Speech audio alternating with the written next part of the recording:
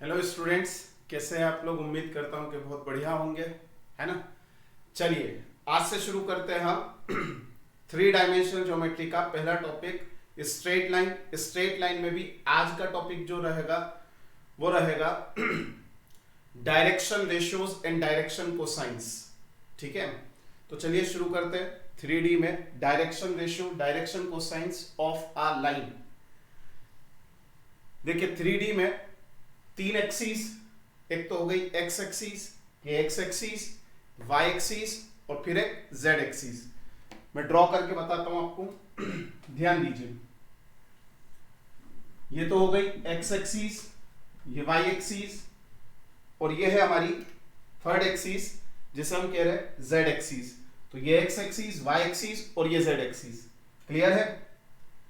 अब ध्यान से देखिए डायरेक्शन रेशियो का कंसेप्ट क्या है। मान लीजिए कोई वेक्टर है या कोई लाइन है जो यहां पर कहीं पर 3D स्पेस में है। ठीक है, इस 3D स्पेस में जो लाइन रहेगी उसमें मान लो ये लाइन है, ठीक। एक्स एक्सिस के साथ में अल्फा एंगल बनाया, वाई एक्सिस के साथ में बीटा एंगल बनाया और जेड एक्सिस के साथ में गामा एंगल बनाया। ठीक है, एक्स एक्सिस के साथ में कितना एंगल बनाया इस लाइन ने, मान लीजिए अल्फा। वाई एक्सिस के साथ में एंगल बनाया बीटा और जेड एक्सिस के साथ में एंगल बनाया गामा। अब अल्फा, बीटा और गामा की जो कोसाइन वैल्यूज होती है, cos alpha, cos beta and cos gamma are called direction cosines of this line.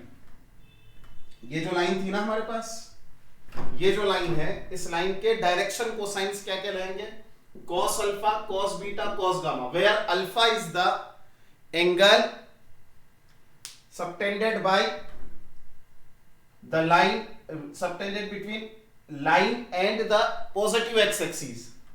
Beta is the angle between line and positive y axis. Angle between positive z axis and the line is called gamma. आया है तक समझ में। तो ये L is equal to cos alpha, m is equal to cos beta and n is equal to cos gamma। ये हमारे पास में तीन एंगल हो गए। अब कंसेप्ट समझते हैं डायरेक्शन रेशियोज का। ठीक है, बहुत सिंपल भाषा में डायरेक्शन रेशियो का कंसेप्ट समझने की कोशिश करते हैं।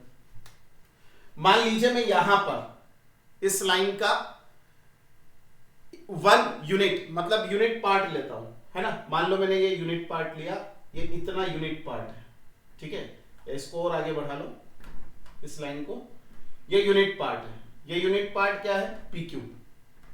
ठीक है जी, इस पी क्यू को पी से अगर मैं फिर से 3D सिस्टम निकालता हूं एक्स वाई जेड, है ना, तो पी से पैरेलल टू एक्स एक्सिस एक लाइन ड्रॉ कर दी, एंगल तो वही रहेगा अल्फा।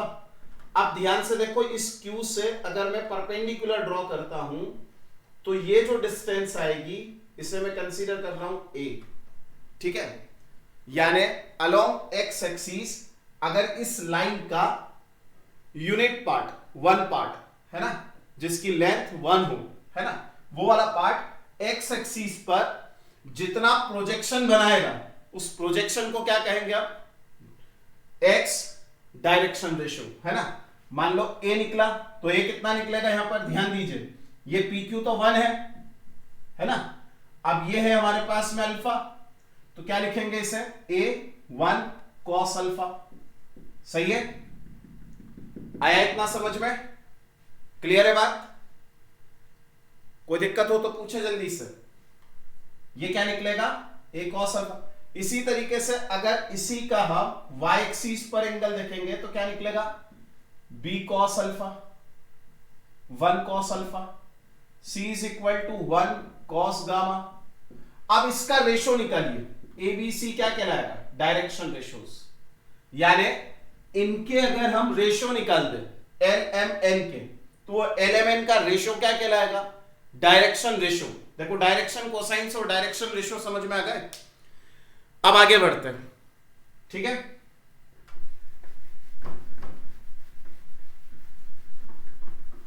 अब देखते हैं इनका कैलकुलेशन कैसे करें। आइए कैलकुलेट करके देखते हैं।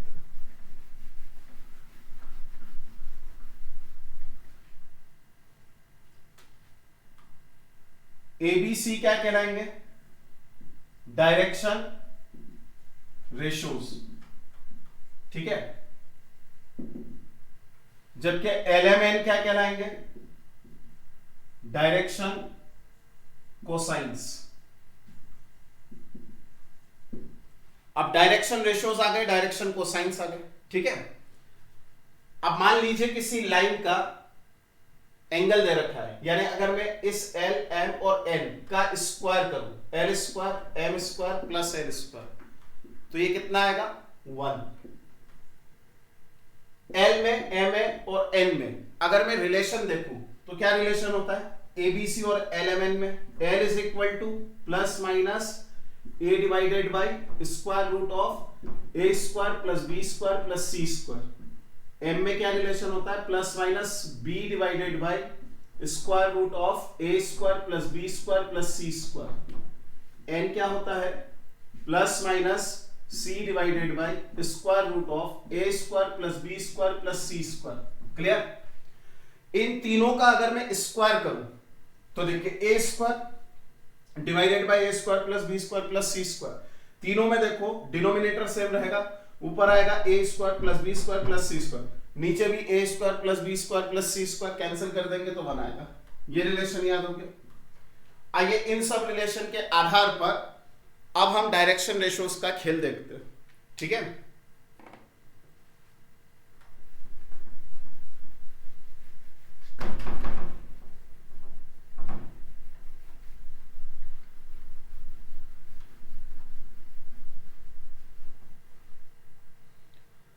देखिए इतने डायरेक्शन रेशियोज वगैरह सब आ जाने के बाद हमें क्या करना होता है?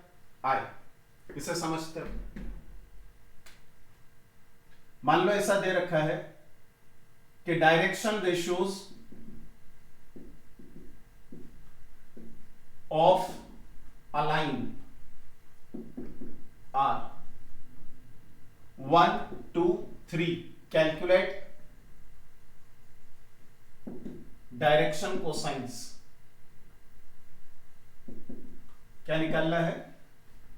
डायरेक्शन रेशियोज दे रखे हैं, डायरेक्शन कोसाइंस निकालना है। कैसे निकालेंगे? L is equal to A divided by square root of A square plus B square plus C square, यानी L इज इक्वल टू क्या आएगा? 1 divided by square root of 1 square plus 2 square plus 3 square. Solve कीजिए इसे। L divided by 1, 4, 9, 14। Clear? B कितना आएगा? 2 divided by root 14। C is equal to 3 divided by root 14। That's all. Question complete हुआ। आया समझ में? चलिए और देखते हैं। मान लीजिए आपसे कहा जाए कि एक लाइन है, वो लाइन एक्स वाई जेड के साथ में इक्वली इंक्लाइंड है ना। A line is equally inclined with X Y and Z axes. Calculate alpha beta gamma. कैसा निकालेंगे? देखिए इक्वली इंक्लाइंड है, हमने पहले ही देख रखा है। L square plus M square plus L square is equal to 1। Clear है बात? इतना आया समझ में? एल की जगह पर लिखेंगे कॉस स्क्वायर। देखिए अब जब कॉस मतलब alpha equal to beta equal to gamma given है ना, ये तो इक्वली इंक्लाइंड का मतलब क्या हुआ? उनका जो एक्स एक्सिस वाई एक्सिस और जेड एक्सिस के साथ में जो एंगल बन रहा है अल्फा बीटा गामा, वो इक्वल है। जब इक्वल है तो एल एम एन भी इक्वल हो जाएंगे, यानी 3l square is equal to 1, l square is equal to 1/3, l is equal to plus minus 1/√3। That is direction cosines क्या आ गए? cos alpha is equal to cos beta is equal to cos gamma is equal to plus minus 1/√3। Clear है? यहां तक आया समझ में? इसके आगे देखिए यहां से अल्फा बीटा और गामा की वैल्यू क्या आएगी? cos inverse plus minus 1/√3। This is the correct answer. Clear? आया है तक समझ में? चलिए और देखिए आगे। और हम एक काम करते हैं, एनसीईआरटी की फर्स्ट एक्सरसाइज कंप्लीट कर लेते हैं, ठीक।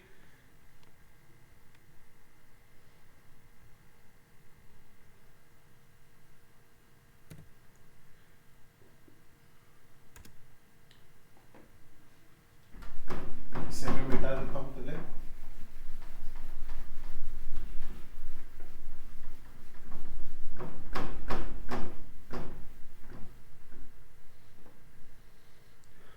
देखिए पहला क्वेश्चन क्या कहता है, if a line makes angle 90 degree, 135 degree, 45 degree with the x, y and z axes respectively, find its direction cosines।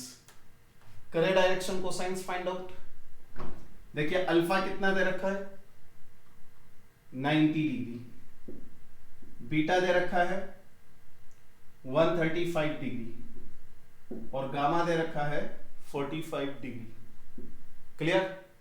यहां से cos alpha is equal to 0 है ना, ये डायरेक्शन कोसाइंस निकाल रहे हैं, डायरेक्शन कोसाइंस निकालना है ना। l is equal to 0, m is equal to cos 135 है ना, यानी -1/√2 करके देखिए। cos 135 मतलब cos 90 प्लस थीटा या cos 180 minus theta, second quadrant में नेगेटिव, तो cos 135 को लिखा जा सकता है cos 180 minus 45, that is minus cos 45। Answer क्या आएगा -1/√2 है ना। n is equal to cos 45 degree, that is 1/√2, तो आंसर क्या आ गया 0 -1/√2 and 1/√2, this is the final answer. Okay, चलिए नेक्स्ट क्वेश्चन की तरफ आगे बढ़ते हैं। नेक्स्ट क्वेश्चन आ गया है, find the direction cosines of a line which makes equal angles with the coordinate axis. अभी हमने सॉल्व किया था, इसे छोड़ देते हैं, है ना। चलिए नेक्स्ट क्वेश्चन है, if a line has direction ratios -18, 12, -4, then what are its direction cosines. बहुत आसान है ना, फॉर्मूला में वैल्यू डालना, आंसर निकालना है, फटाफट निकालेंगे। फटाफट से देख लेते हैं इसको। a is equal to -18, b is equal to क्या दे रखा है 12 and c is equal to -4। Okay, यहां से l इज इक्वल टू क्या आएगा -18 divided by square root of 18 का स्क्वायर 324 प्लस 144 प्लस 4 4 जा 16। सॉल्व कीजिए, -18 डिवाइडेड बाय, इसको ऐसे ना लिखकर ऐसे लिखो ना, 18 का स्क्वायर प्लस हो गया ऊपर, यहाँ पर 12 स्क्वायर और यहाँ पर 4 स्क्वायर। क्या कॉमन आ रहा है 18, 2 का स्क्वायर कॉमन आ रहा है सब में से, है ना, तो 2 बाहर, स्क्वायर रूट ऑफ 9 9 जा 81 प्लस और यहाँ पर 6 6 जा 36 प्लस 2 2 जा 4 40 -18 divided by 2 root 40 plus 81 121, that is 11। l is equal to -18 divided by 2 multiply 11 है ना। अब यहां से सॉल्व कीजिए तो 9 -9/11, ये पहला डायरेक्शन कोसाइन है ना, ये l आ गया। इसी तरीके से m कितना आएगा 12 डिवाइडेड बाई, अब डायरेक्ट आंसर लिखूं 2 मल्टीप्लाई 11, ये 2 मल्टीप्लाई 11, यहां से आएगा 6, m is equal to 6/11, n is equal to कितना आएगा -4 divided by 2 multiply 11, that is 2 2 जा 4, n इज इक्वल टू -2/11, ये आंसर होगा। ठीक, चलिए नेक्स्ट क्वेश्चन की तरफ आगे बढ़ते हैं।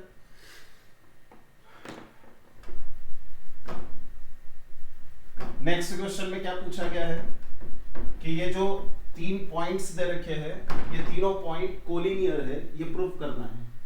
देखिए डायरेक्शन रेशियो के खेल से कैसे कर सकते हैं, या डायरेक्शन रेशियोस निकाल लीजिए पहले।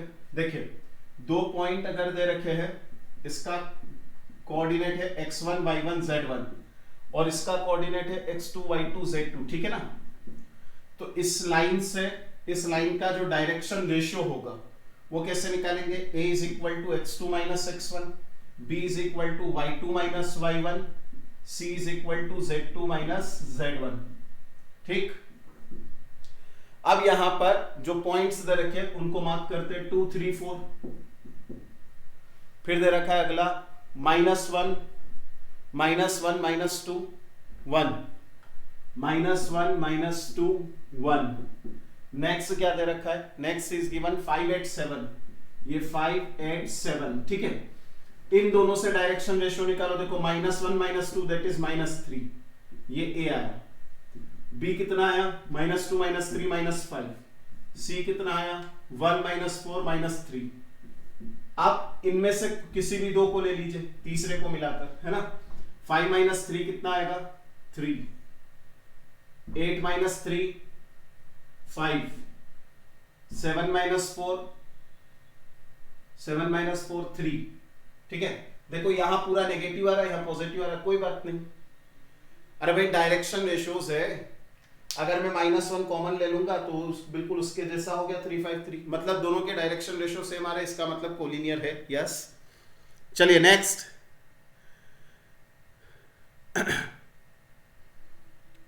Find the direction cosines of the sides of the triangle whose vertices are।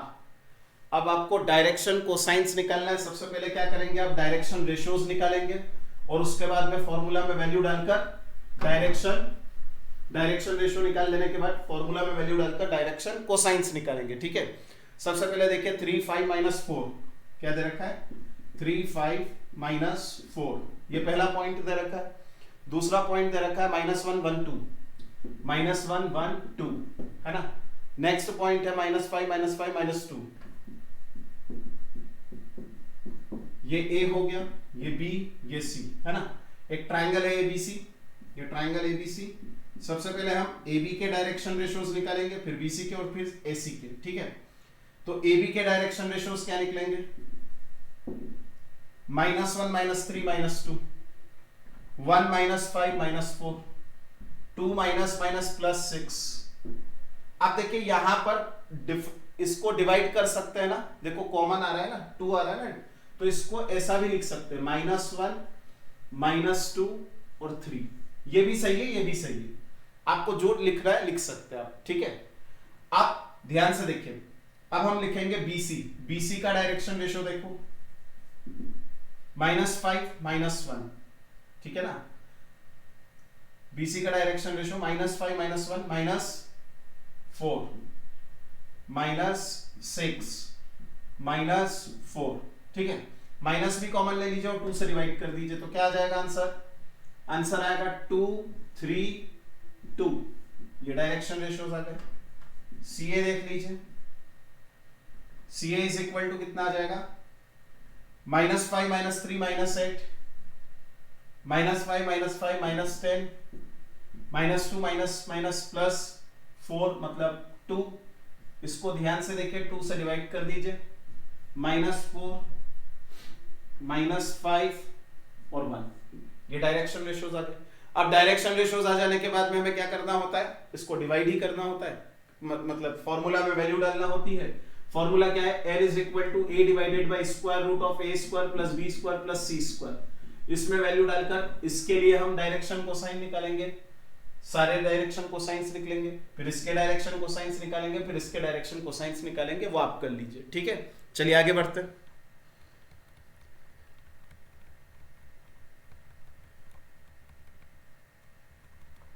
ठीक है, अगले वीडियो लेक्चर में हम, ठीक है बेटा, इसके बाद अगले वीडियो लेक्चर में हम इसके आगे की कहानी देखेंगे। ठीक है, thank you for watching my video.